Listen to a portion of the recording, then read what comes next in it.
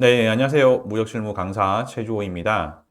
오늘은 FOB 조건, LCL 수출 도와주세요라는 질문에 대해서 답을 영상으로 제작했습니다. 자, 이 내용을 우리가 이해를 하기 위해서는 FOB가 뭔지, LCL이 뭔지를 이해를 하고 있어야 되겠죠. 그죠? 그러니까 이런 부분을 제가 설명을 드릴 겁니다. 그리고 이 내용을 읽어보면 그 FOB 조건에서 수출자는 선적까지만 비용을 부담하고 라는 문구가 있습니다. 많은 분들이 FOB로 진행을 할 때 선적을 하기 전에 발생된 비용을 수출자가 부담을 한다라는 표현을 씁니다. 근데 이게 표현이 잘못됐다는 게 아니라 이렇게 선적을 하기 전에 발생된 비용을 수출자가 부담을 한다라는 표현을 쓰게 되면 FOB로 거래를 함에 있어서 선적 전에 발생된 비용을 수출자가 마치 수출자 주머니에서 꺼내서 지불을 한다라는 그 뜻으로 이렇게 받아들여질 수가 있습니다. 근데 그게 아니거든요. 그러니까 이 부분을 먼저 설명을 드리고 다음 질문을 보면 그러니까 배가 출항하는 순간 그 수출자의 업무가 FOB에서는 종료가 되는가? 라는 질문에 대해서도 말씀을 드리겠습니다. 선적을 하고 나서 수출자의 업무가 종료되는 것은 아니죠. FOB 조건이라고 하더라도. 그러니까 모든 인코텀스를 불문을 하고 선적 이후에 수출자의 업무가 종료된다고는 할 수 없습니다. 이 부분은 인코텀스에서 얘기하는 비용 분기점과 위험 분기점, 이 부분하고는 별개의 것이죠. 그러니까 업무가 종료되느냐, 이 부분에 대한 질문은요. 그래서 이런 부분에 대해서 제가 정리를 한번 해보겠습니다. 먼저 그 LCL에 대한 개념을 알아야 되겠죠. FCL과 LCL의 차이는 뭐냐? 사실 이 그 FCL이라는 용어는요, 콘솔사의 입장에서의 FCL과 무역회사 입장에서의 FCL은 조금 다릅니다. 그죠? 콘솔사는 컨테이너에 많은 물건을 집어넣어야지 수익을 창출하는 입장입니다. 근데 수출자는 FCL로 수출하는 수출자는 그렇지가 않습니다. 어쨌든 이 수출자를 기준으로 말씀을 드리면 FCL은 뭐냐? 물건을 수출하기 위해서 컨테이너를 사용을 해야 되는데 수출자는 컨테이너를 가지고 있지 않죠. 그래서 컨테이너 주인에게 컨테이너를 일정 기간 임대해서 물건을 운송하는 것. 이게 바로 FCL입니다. 그래서 무역회사가 컨테이너를 임대를 했으니까 A라는 무역회사 물건만 그 컨테이너에 들어있는 겁니다. 그러니까 A라는 무역회사가 그 컨테이너를 리스해서 단독으로 사용하는 겁니다. 여기에서 컨테이너 안에 A라는 무역회사의 물건이 풀로 채워지든 만재가 되든 뭐 2분의 1만 채워지든 5분의 1만 채워지든 그거는 상관이 없습니다. 그러니까 컨테이너 안에 A라는 수출자, A라는 화주의 물건만 들어있으면 그거는 FCL입니다. 그러니까 한 명의 무역회사가 단독으로 컨테이너를 사용하는 겁니다. 그죠? 그럼 LCL은 뭐냐? LCL은 뭐 다른 말로 소량 화물이라고 하는데 이 소량 화물을 수출하는데 컨테이너를 빌려버리면 배보다 배꼽이 커지는 거죠. 다시 말해서 물건의 가격에서 물류비가 차지하는 비중이 커집니다. 그래서 LCL 화물 같은 경우에는 컨테이너 자체를 빌리는 게 아니라 컨테이너 안에 내부 공간을 빌립니다. 그래서 우리가 FCL로 견적을 받으면 모든 물류비가 내륙운송비뿐만 아니라 항구에서 발생되는 부대 비용, 해상 운임 이런 것들이 모두 퍼 컨테이너로 나오는 반면에 LCL 같은 경우에는 내가 빌린 공간당 얼마가 나오죠. 그러니까 정확하게 말씀드리면 퍼 알톤으로 나옵니다. 뭐 포워드한테 견적을 받아보면 퍼 CBM이라고 표현할 수도 있는데 정확하게 말씀드리면 퍼 알톤입니다. 부피값과 무게값 중에 더 큰 값을 가지고 이 LCL 물류비가 청구가 되는 겁니다. 이 개념이 바로 퍼 알톤이라는 거죠. 자, 그래서 우리가 LCL 같은 경우에는 수출자가 물건을 생산하고 물건 포장을 하죠. 그러면 카톤이 되는 거죠. 근데 카톤 단위로 보통 컨테이너에 집어넣지는 않습니다. 왜냐하면은 지게차를 이용해서 컨테이너에 물건을 집어넣고 지게차를 이용해서 수입지에서 컨테이너로부터 물건을 적출을 해야 되기 때문에 파레트화 시킵니다. 대부분. 그래서 이 카톤 단위의 화물을 파레트화 시켜서 그 다음에 컨테이너에 집어넣죠. 근데 수출자가 LCL로 수출함에 있어서 공장에서 물건을 출고를 하는 시점에 대부분은 파레트 단위까지 작업을 합니다. 카톤 단위까지는 작업을 뭐 하는 경우도 있는데 이렇게 되면 CFS에서 카톤 단위를 그 CFS에 반입하면 혼재업자가 파레트화 시켜야 된다라고 하면서 파레트 작업비를 뭐 파레트당 5만 원 이런 식으로 청구를 할 수 있습니다. 그리고 파레트화 시켜서 공장에서 출고를 안 해버리면 CFS에서 물건이 분실될 수도 있기 때문에 가능한 LCL로 수출하는 수출자들은 공장에서 출고하는 시점부터 파레트화 시켜서 출고하는 게 좋습니다. 물론 LCL이기 때문에 수출자의 공장에서 컨테이너 작업은 못합니다. 그죠? LCL 화물은 이 혼재업자, 다시 말해서 콘솔사가 지정한 CFS로 반입을 시킵니다. 카고 클로징 타임까지. 근데 이 CFS는 콘솔사가 직접 운영을 할 수도 있고 이 콘솔사와 제휴한 CFS일 수도 있습니다. CFS는 뭐 특별한 게 아니라 물류 창고입니다. 컨테이너 작업이 가능한 물류 창고, 뭐 보세 창고로 지정이 되어 있죠. 그래서 이제 수출자가 파레트 작업을 해서 뭐 카고 트럭이라든지 탑차, 탑차는요 여러분들 매일 보시는 택배차입니다. 차량에 컨테이너 박스가 붙어 있는 차. 그리고 카고 차는 짐칸이 개방되어 있는 차를 카고 트럭이라고 얘기를 합니다. 그래서 혼재업자는 LCL로 수출하는 수출자의 뭐 카톤 단위의 화물 혹은 파레트 단위의 화물을 언제까지 어디 CFS에 반입을 시켜라고 합니다. 그러면은 혼재업자는 여러 LCL 수출자로부터 이러한 카톤 단위의 화물 혹은 파레트 단위의 화물을 받습니다. CFS로 집결을 시키죠. 그래서 혼재업자가 컨테이너화 시키는 거죠.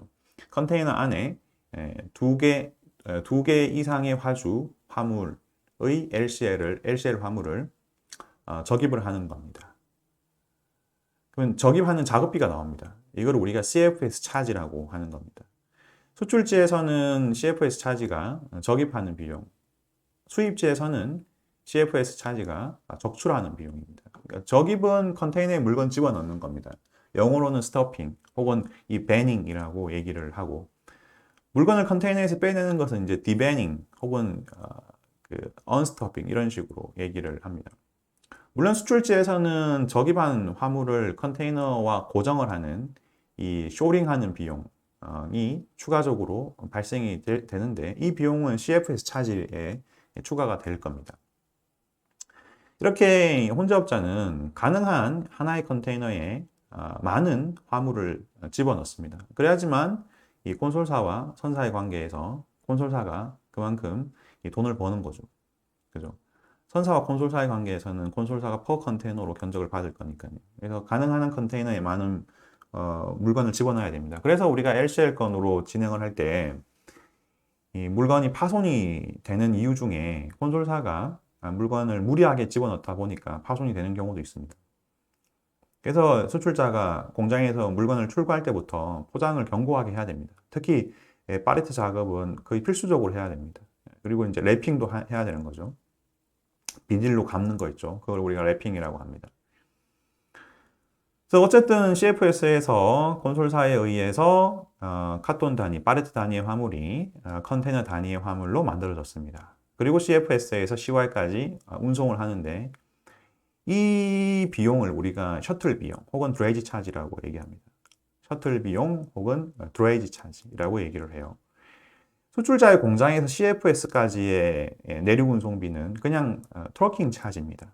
그런데 CFS에서 CY까지의 운송비는 셔틀 비용 혹은 드레이지 차지라고 해요. 자, 여기서 셔틀이라는 뜻은 특정 구간을 반복적으로 운송을 한다는 뜻입니다. CFS와 CY는요, 컨테이너 차량이 계속 반복적으로 움직입니다. CFS에서 작업한 컨테이너는 수출을 하기 위한 거죠. 그래서 CY까지 보내지는 거고, CY에서 CFS 가는 것은 이제 수입되는 컨테이너입니다. 그죠? 아무튼 이 구간에 대해서 계속 반복적으로 컨테이너 운송이 이루어집니다. 그래서 LCL로 우리가 수출을 하다 보면 CFS에서 CY까지의 운송비를 이러한 셔틀 차지 혹은 드레이지 차지라는 명목으로 청구를 받을 겁니다. CY에 반입이 되면 이제 컨테이너를 선박에 선적을 해야 되는데 이 터미널 내에 있는 CY에서 컨테이너를 크레인을 이용해서 선박에 선적하는 시점까지의 비용을 터미널 핸들링 차지, 줄여서 THC라고 얘기를 합니다. 뿐만 아니라 이 항구에서는 와피지라는 부두 사용료가 발생이 됩니다. 이 와피지는 국가에서 청구를 하는 비용입니다. 그리고 THC라는 것은 원래 항구는요, 터미널은 국가 땅이죠. 근데 이제 국가가 이 터미널을 운영하는 게 아니라 국가가 자기의 땅을 어떤 기업한테 장기간을 임대해 줍니다. 부산에 있는 신항에 5개의 터미널이 있죠. 한진 터미널이 있는데 그 한진 터미널이 운영사입니다. 근데 그 땅은 이제 국가 땅입니다. 그래서 한진 터미널에 있는 CY에 반입을 하고 한진 터미널에서 배 물건을 싣기까지의 비용이 THC인데 이 THC는 그래서 한진 터미널에서 화주한테 청구를 하는 이 비용이 되는 거죠. 근데 와피지는 국가가 청구를 하는 비용이고요. 그죠? 이런 식으로 우리가 LCL 건의 화물이 수출자 공장에서 출고가 돼서 선박에 선적이 됩니다. 근데 LCL은 CFS를 수출자가 원하는 CFS를 쓰는 게 아니에요. 콘솔사가 지정을 해주는 CFS를 반드시 사용을 해야 됩니다.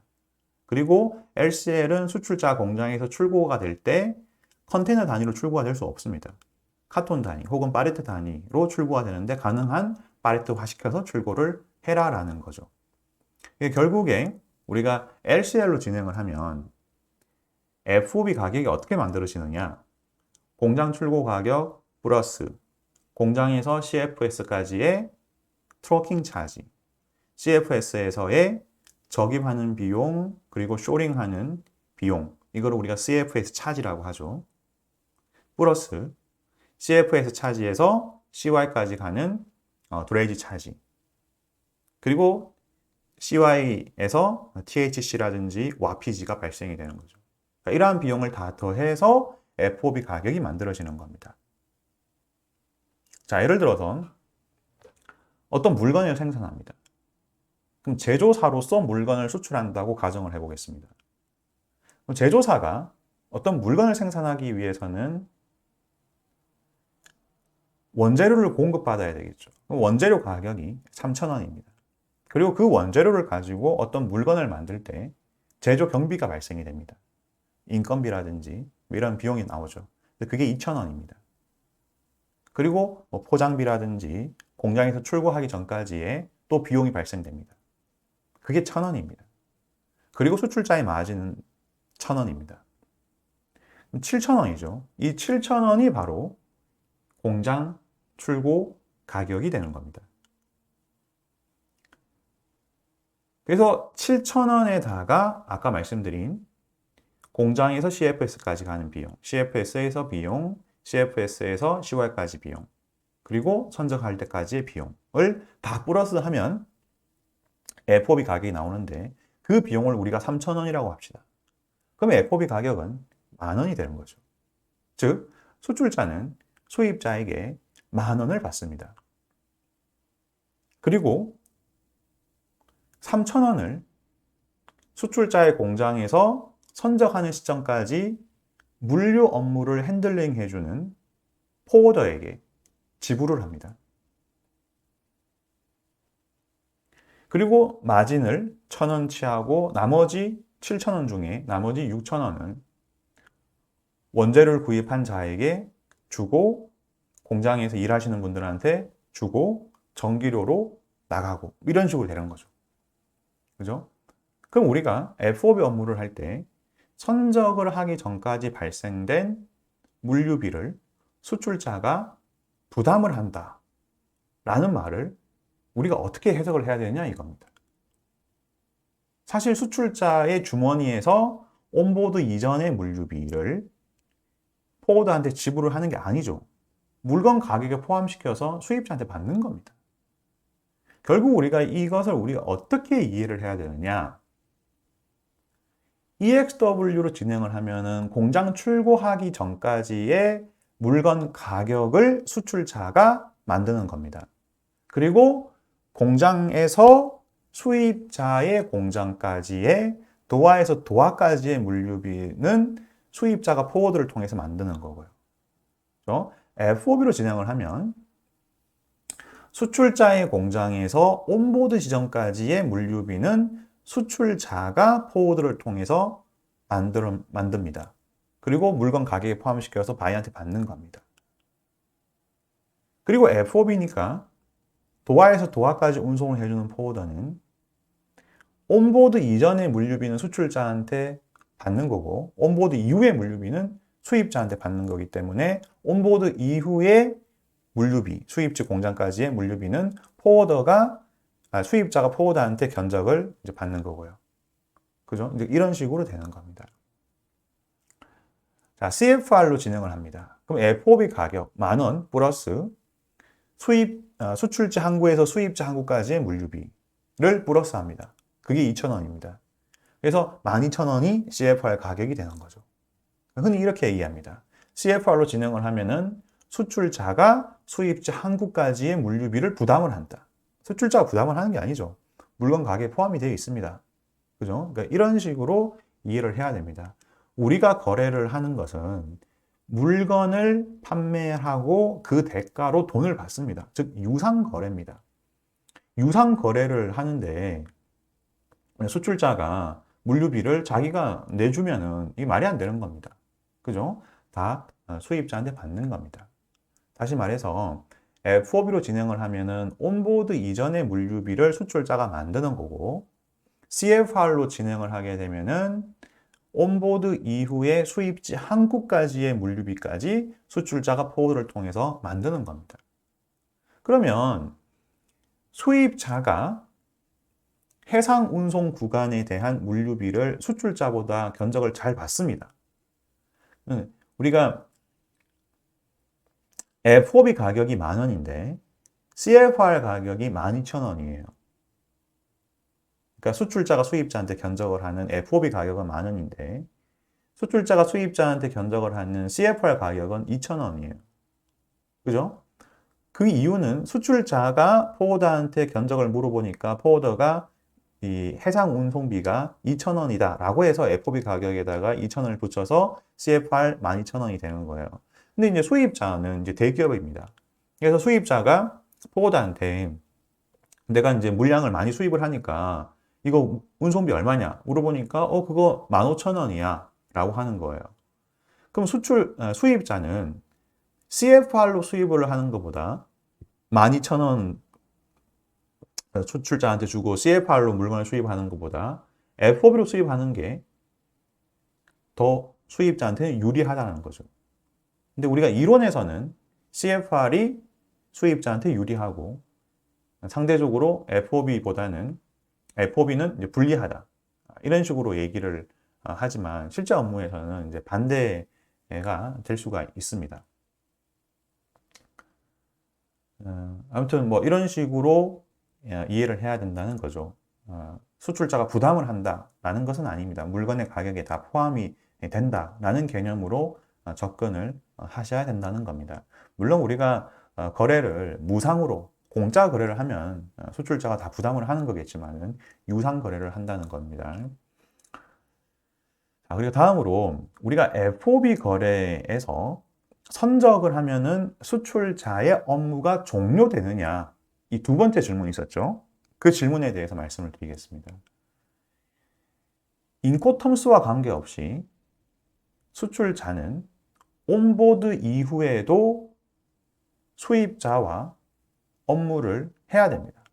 그 중에 하나가 온보드를 하게 되면 이 선적 서류, shipping document라고 하는 선적 서류를 이메일로 수입자한테 전달합니다. 이거를 우리가 선적 통지, 영어로 shipping advice라고 합니다. 이때 선적 서류에 포함이 되는 서류는 커머셜 인보이스, 패킹 리스트, 그리고 운송 서류라고 할 수 있는 BL이 기본적인 거고, 추가적으로 FTA 원산지 증명서라든지 뭐 검역증이라든지 기타 서류들이 있을 수가 있습니다. 이거는 선적 이후에 인코톰스와 관계없이 수출자가 이행을 해야 되는 수출자의 업무 중에 하나입니다. 서류를 스캔해서 이메일로 shipping 어드바이스를 해줍니다. 그리고 원본은 수출자와 수입자 간의 결제 조건에 따라서 수입자가 전달받을 수 있도록 해줘야 됩니다. 신용장이면 은행을 통해서 전달이 이루어지고, TT면 원본 서류는 서류 봉투에 넣어서 DHL로 전달이 되는 거고, 그죠? 그리고 물건을 수출을 했는데 뭐 수입지에서 수입 통관에 어떤 문제가 발생됐을 때 수출자가 추가적으로 공급해 줘야 되는 서류가 있으면은 그거를 전달을 해야 되고, 물건을 수입자가 받았는데 뭐 하자가 있으면 이 하자에 대한 대응을 해줘야 되고, 하자가 발생됐을 때 그거에 대한 어떤 대체품을 준다든지, 하자에 대한 물건을 다시 이제 반품을 받아준다든지, 이러한 업무는 계속 이어지는 겁니다. 그러니까 결국에 인코톰스와 관계없이 뭐 FOB든 다른 어떤 인코톰스든 선적 이후에 수출자의 업무가 종료되는 것은 아닙니다.